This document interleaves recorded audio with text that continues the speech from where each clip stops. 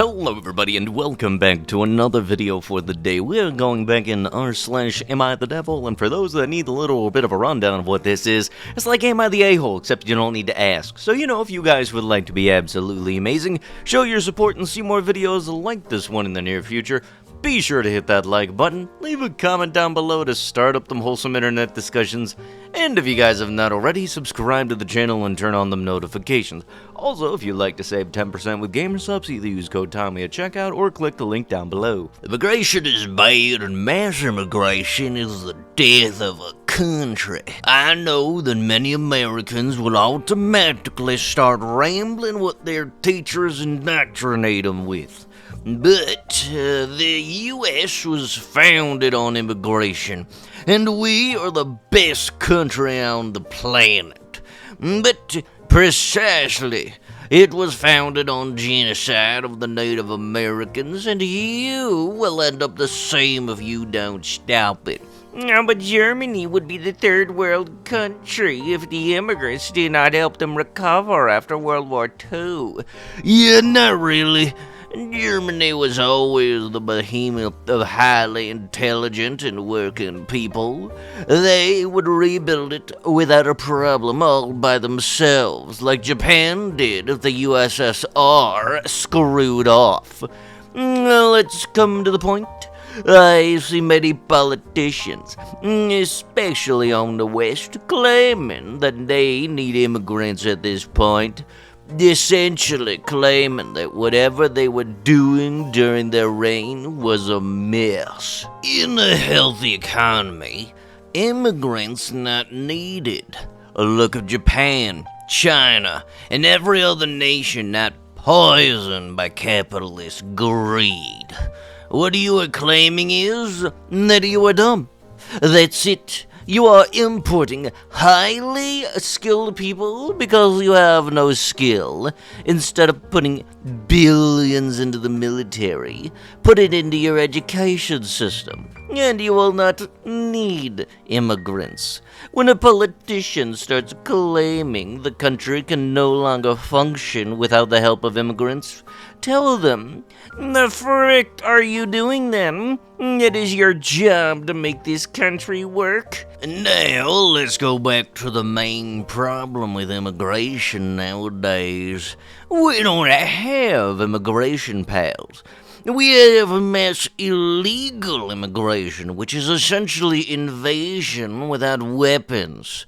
The world we know about will no longer be the same. The culture we share with each other will die, and the economy will collapse.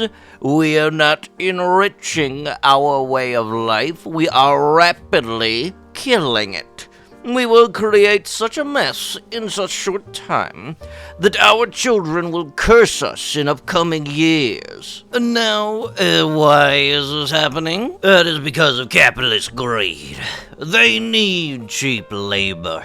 They want to keep the wages low. They want to remove the Social Security and essentially the middle class. They want to raise the prices of housing. They don't care about importing highly educated and skilled individuals.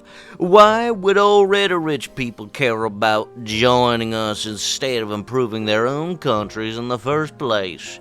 They are importing cheap labor from third world countries, and that is more than obvious today. Just look at the crime rate of countries that open their borders to immigrants.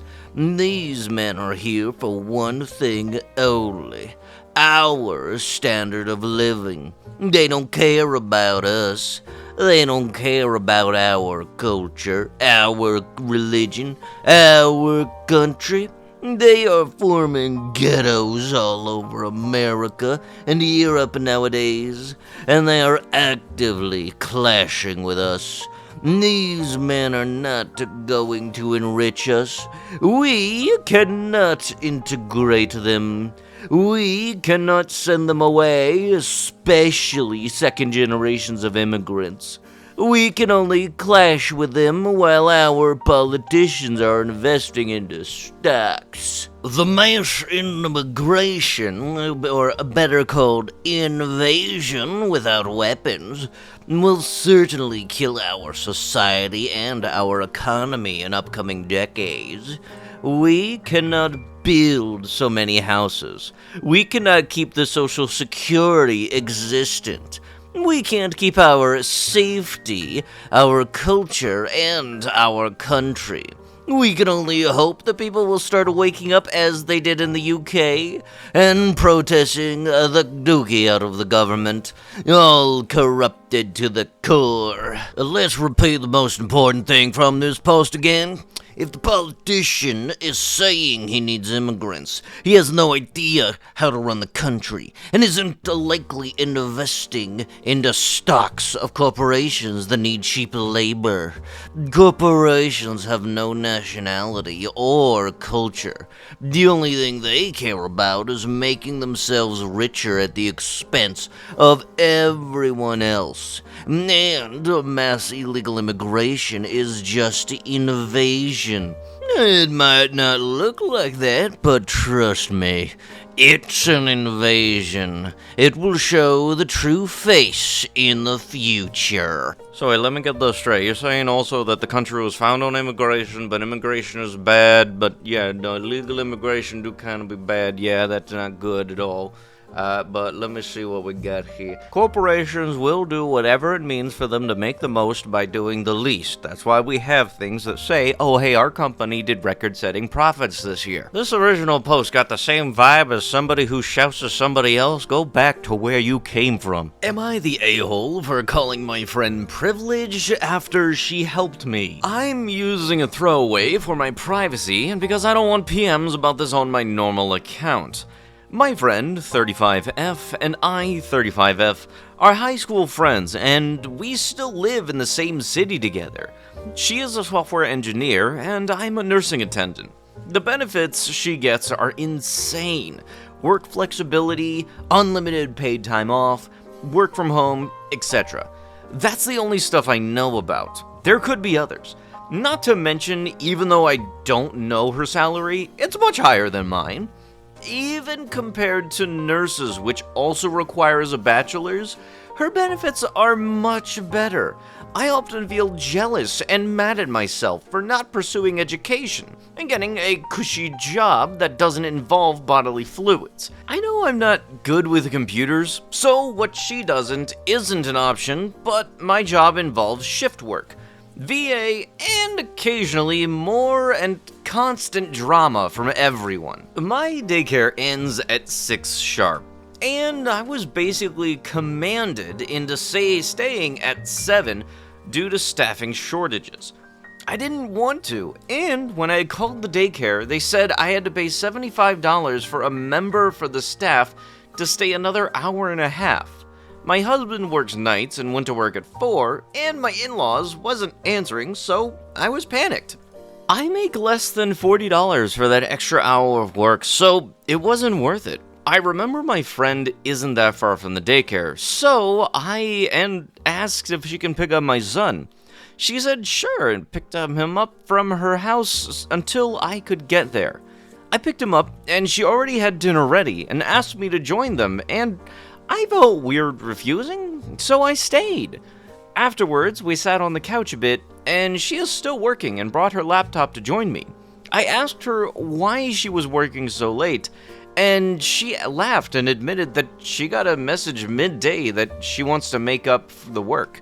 I was shocked and asked her how her work can allow it, and she said they don't care as long as the work gets done. I told her that she was insanely privileged, and she got annoyed and told me that it was part of her work benefits, and her boss goes on a bike ride every day, so it's an expected thing to be able to do when working at home. I said, sure it is for her, but the rest of us would never even dream of something like that. She shrugged and said there were downsides for her work too, and I admit I was kind of pissed that she cannot admit her privilege and said that it is nothing compared to healthcare, and she got mad and told me that if I didn't like it, I should just leave and not complain about how privileged she is. I left after that, and she hasn't responded to our weekly morning walks, so I'm wondering if she is still mad. Yeah, you know, just a little bit, just a frickin' little bit. I think that she is dismissive and thinks that leaving my job is so easy without more education skills. But I know neither of us are privileged in that traditional sense, as neither of us are white or rich, so she probably doesn't feel like she is. Yes, so let me get this straight. You said that you were commanded to, you were forced to stay later than you were scheduled for, and you couldn't use the reason of, I need to pick my child up from daycare. Nobody else is able to do that.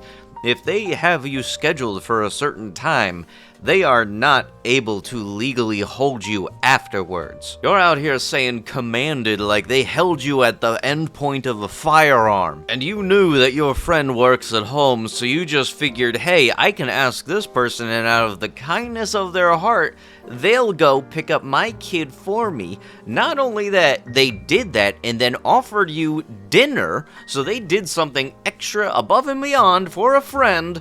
And your reasoning in response to the end of all of that was to call them privileged. Yeah, no, I would not want to hang out with anybody that acts like that either. But your justification for acting like all of this was, hey, we both make a decent living, but she makes more of a decent living than I do, so I should be able to act like this. Not her fault that you picked a different career path. Different career paths have different pay rates. Lo and behold, surprise, a frickin' prize. Not even acknowledging the whole thing of, like, she's still having to do work even when you are over and after dinner and everything. She was still doing work with all of that on the laptop.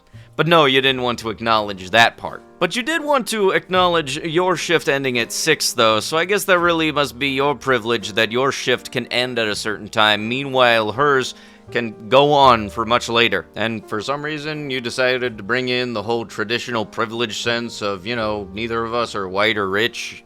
For some weird reason at the end of that. Am I the a-hole for expecting my girlfriend to reconcile with my mom after a major falling out, despite my mom's hurtful behavior? I, male 24, and my girlfriend, female 24, have been a happy couple for 2.5 years. We both come from Eastern European households. I have Polish parents, and she had Russian parents. And accordingly, we both experience a few things in our upbringings that are typical of Eastern Europeans. The context: I would describe my girlfriend as someone who holds on to negative feelings. She has struggled with her relationship with her parents. She moved out when she was 18, and then experienced some challenging relationships that affected her deeply. She went through therapy afterwards, and I supported her during that time. We now have a very stable relationship, and even though she can be sensitive, she has started to develop a better relationship with her parents over the last few months. In recent years, she has become part of my family, joining us for Christmas, New Year's Eve, all birthdays, and visiting my parents every 2 to 4 weeks. The relationship was relatively relaxed. What happened? The problem? My girlfriend and my mom had a serious disagreement a few weeks ago. It started when we were on our way to my parents' house, but my mom spontaneously drove off without telling us, making it seem like she left abruptly. My girlfriend, who had been irritated by her before, asked if she could write to her about it. I said, just do it. My friend wrote to my mom in a lecturing way, which led my mom to respond that she thinks she's smarter than everyone and out of touch. My mom is a complex person. To summarize, difficult childhood, immigrated to Germany, had to be strong. She wasn't given anything. My dad was always very passive. My mom is direct and doesn't mince words. She openly expresses her opinions at work and in general. I'm very family-oriented. I love my family and my parents. Despite any past issues, I would never consider cutting off contact with my family, unlike my girlfriend has done in parts. I don't ignore what happened in my childhood, and I discuss these things with my mom when needed. We confronted my mom about the incident a few weeks later. She wasn't understanding. They had a heated argument, and now there is no communication. My girlfriend has stopped coming to family events. doesn't want to attend the rest of the family's birthdays, wants to spend holidays or Christmas with her family, and has said my mom won't see our future kids if their relationship does not improve. She doesn't want to interact with her at all, including during holidays. Can I understand why my friend was upset? Absolutely. Was it all my mom's fault? Yes. Did my mom apologize? No. Because she partly blamed my girlfriend for things said during the argument. How did we handle arguments like that in the past? We argued, things calmed down eventually, and everything was fine again. Is that right? Perhaps not. But here is the crucial point. Am I wrong for expecting my girlfriend to improve her relationship with my mom to a level where we can see each other on important days? Conclusion. I understand that some people might say that if someone says hurtful things, family or not, they never want to see them again. I've heard worse things from my mom, and I can handle it. I've also said harsh things to her, but my girlfriend is different. I don't think this kind of estrangement is acceptable if you want to start a family. What should we tell the children? How should holidays be managed? This unforgiving and sensitive behavior frustrates me. What do you think? Well, I think that you've already stated what the actual problem was, with the whole, is this thing? Yes. Is this that thing? No. And you very much are just not wanting to accept it. You don't have to accept anyone just because you happen to share a genetic coding with them. That's one thing that is absolutely certain. Hey, this person hates my guts and wants me to die. Don't worry, you're supposed to be nice to them because they're your relative. No, screw that. Am I the a-hole for complimenting my group project partner for their skill? I, 22M, am a computer science student and signed up for a course late and ended up with a randomly assigned project partner. This is a fairly advanced class and the project is somewhat open-ended, so you can just choose to go above and beyond if you want to, or just go with what is taught in the course. I was assigned this girl as my project partner. Let's call her Allison, who I knew but hadn't spoken to much before. Now, everyone in my year has some general idea of the top students, like the ones in the robotics clubs, etc., winning competitions for the school, and Allison was not one of them. She always seemed a little out of place because she is a year older as she switched majors from psychology to computer science, and she is always dressed very differently than everyone. She shows up to class and even finals in fancy-looking dresses, always extremely done up in makeup, wears heels all the time, and has these ridiculously long nails. It's funny watching her type. While it's true there's less women in the program, none of them are as out of place as her, and in the class that I think there's only 2 other girls. We met to discuss our project ideas, and I noticed that all of her ideas were really pushing the above and beyond part, and many of which would involve specialist knowledge well beyond what is taught in undergraduate classes. In this case, some very complex 3D processing techniques on the GPU and low-level optimizations. I was fine with learning new things, but was concerned whether we'd be able to manage to learn and also implement it. I mentioned this, and she was like, "Oh, it isn't a problem. I know GPU programming well, and the math quite well, and I could teach you if you'd like." I was surprised, especially since I knew she was a psychology major before, and I said something like, "Wow, that's impressive. I didn't expect someone like you to know those things." She got upset all of a sudden at me and told me rudely that just because she is a woman doesn't mean she can't know things. I said it's not that really, but just that she didn't come across as the type to be into that, and I knew that she was in psych before. She then explained that she was always into CS and math as a kid, but thought of it more as a hobby than a career, and only took psychology initially as she thought that she'd learn new stuff and enjoy it, but then realized she would enjoy working in CS anyways and didn't want it to be just a hobby. Am I the a-hole here? I feel like it is such an unconventional thing. Like, who treats CS as a hobby if they like it? And most people would probably think the same, especially as she wasn't well known in clubs, etc., and doesn't socialize much the other students. Just because somebody isn't a social butterfly doesn't mean they wouldn't knows something. Most of the time, some of the smartest people are the people that, much unlike yourselves, minded their own business. You know, God forbid anybody happen to be reading a book instead of chatting it up with every single person in the class. If somebody is reserved and keeps to themselves, then you know what? They're doing their own thing. And if somebody wants to dress a certain way, that's bad on you to assume that just because they dress that certain way does not mean that they wouldn't know stuff. You know, remember about assumptions and all. Makes an ass out of you and me. I, 33F, don't like my boyfriend's 29M foster son. And I don't know how to communicate it without me seeming like a bad guy. What do I do from here? I, 33F, have been with my boyfriend Tom, 29F, for almost 2 years now. And things have generally been great between us. He is a foster parent, which I think is admirable, but it's brought a few complications I wasn't exactly prepared for. About 6 weeks ago, he took in a new foster child, Leo, 9M, who has had a pretty rough start in his life. Tom made it clear from the beginning that Leo wouldn't be staying with him long term, just about 6 months to a year, while his mom is in the hospital. But already, it's been a lot to handle. Tom had a boy before this, but he was reunited with his birth family. Tom had this boy for several years, and he was a nice kid, but kept to himself mostly. Leo, on the other hand, is a very demanding kid. I know that might sound harsh, but everything revolves around him. I get that he needs extra attention because of his background, but it's honestly exhausting sometimes. He can be a bit overwhelming with how much he needs. And I feel like my time with Tom has become more about managing Leo's moods than anything else.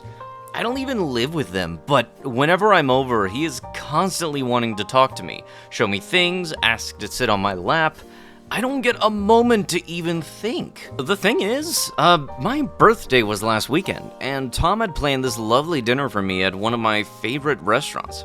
I had been looking forward to it for weeks, but then the day of the meal, Leo's support worker called Tom and said she couldn't take Leo out like she was supposed to because her car broke down. Leo gets taken out once a week for 5 hours, and Tom arranged it to be during the meal. So, at the last minute, Tom decided to bring Leo along instead of just asking his mom to have him or something. I don't know. He never asked me to check if it was okay with it, or he just showed up with Leo. We had to change the reservation, which meant paying more for a bigger table, and honestly, the whole vibe of the night shifted. Leo was being a real fussy, demanding attention, and I just couldn't relax. It felt like the evening became about him entertained rather than celebrating my birthday. I don't want to be the one to say anything because, well, I know Tom was doing his best. And it wasn't his fault the plans changed, but I couldn't help feeling like it wasn't the birthday that I had hoped for. To make matters worse, Tom offered to pay the entire bill since the changes were made because of Leo, but I insisted we split it. I didn't want to seem ungrateful, but deep down I kinda hoped he'd just sneak off and pay the bill as a surprise for me after everything that I put up with. I don't know, maybe I'm being petty, but the whole situation just left me feeling off. I couldn't enjoy myself, and I feel guilty for even thinking like this.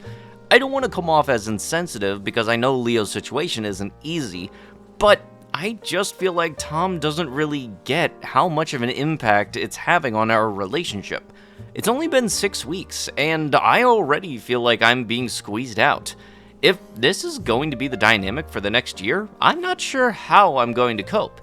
TLDR, my boyfriend's foster son ended up coming to my birthday party last minute after his support worker canceled, which meant we had to alter plans and pay more. The foster son demanded a lot of attention, and I feel like I just couldn't enjoy my night. Boyfriend offered to pay the bill, but I split with him, though I kind of wish that he just covered it. Now I'm questioning how much of this dynamic is affecting our relationship. ETA, to make it clear, when I said I wanted Tom to drop Leo off at his mother's, I meant Tom's mother's, not Leo. Look, I'm fairly certain nobody expects and says yippee-yay that my car broke down and now I can't do the thing I was set out to do. Nobody cheers for joy because of that. And what, you said, oh, we need to split, but I want you to be able to read my mind and want you to be able to pay the bill even though I'm saying, hey, we should probably split the bill? tell. No, stop that. Don't think that dudes can read your mind. We are not telepaths. Just say what you want to say. Either that or the smarter thing would have been just to not say anything. And you know, he probably was feeling a little bad because he feels like the night got a little bit upset from how it was originally planned on going, because he had to bring his foster kid along. And look, the kid's 9. They're gonna do 9-year-old shit. Plus, I can guarantee you a boyfriend would have tried to make it up to you in the near future. And let me get this straight. You date somebody who had a foster kid, and you're upset that the kid is doing kid shit and wanting to be around the people that they see as their parents. Right? Whether or not a person has a kid, whether it be biological or adopted / foster kid, they're going to be the parent, they're going to be the priority of that parent. And if I was doing all that stuff and somebody had a problem with that, I wouldn't want to be around them. On top of that, you already know, because you were already told beforehand that, yeah, this is not a long-term kind of foster thing. But with that, that is going to have to be with the video. If you guys would love to be absolutely amazing, show your support, and see more videos like this one in the near future, be sure to hit that like button, leave a comment down below to start up them wholesome internet discussions, and if you guys have not already, subscribe to the channel and turn on the notifications. I'll be sure to see you guys in the next one. Thank you so much for watching, and bye-bye.